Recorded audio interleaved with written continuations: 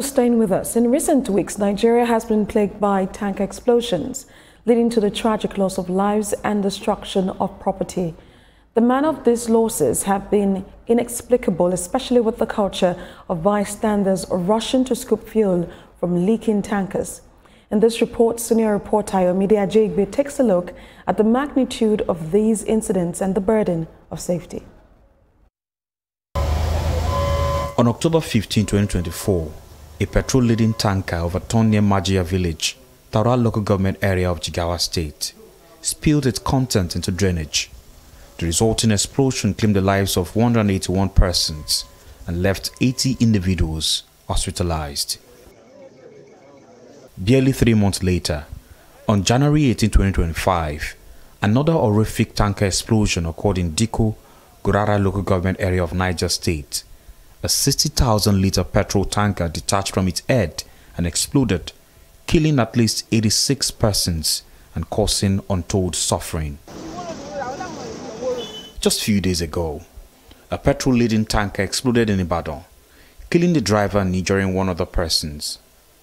According to reports, the tanker lost control, collided with two other trucks, and overturned into a nearby pit before catching fire.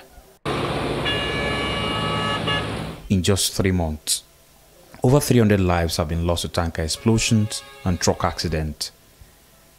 Questions are being asked if this is just about recklessness of drivers or poverty mentality on the part of citizens scooping fuel or lack of public sensitization campaign.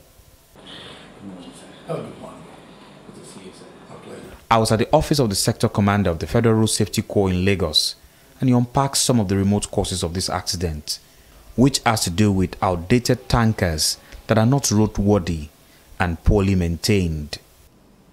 Some of these tankers, the materials used in fabricating some of these containers may not have conformed, I use the word may not have conformed with the minimum safety standard.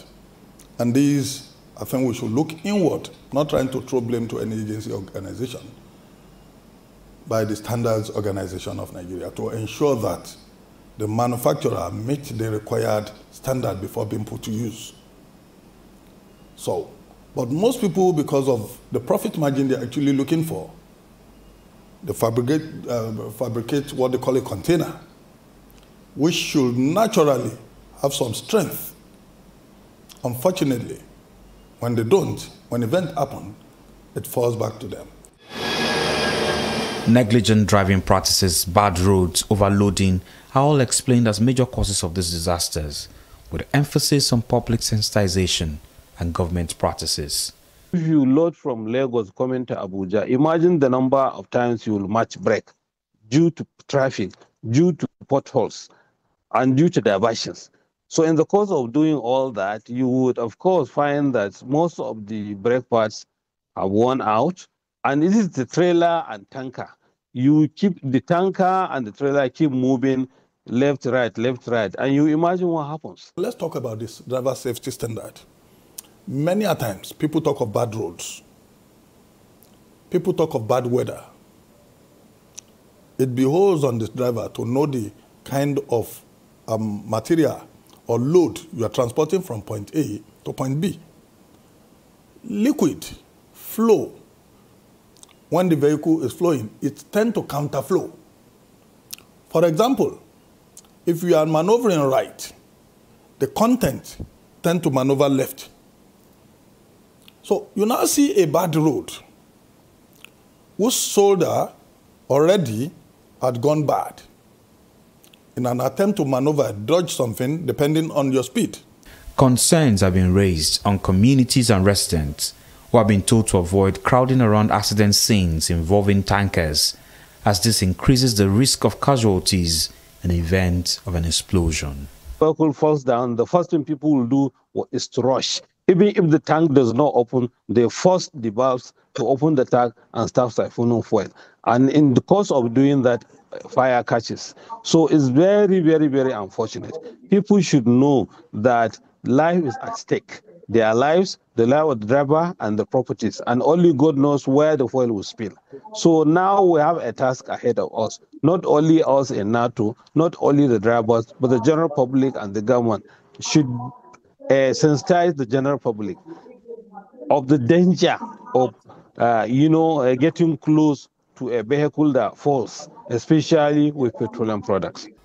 To members of the public, when you see such, don't even walk, run away from it.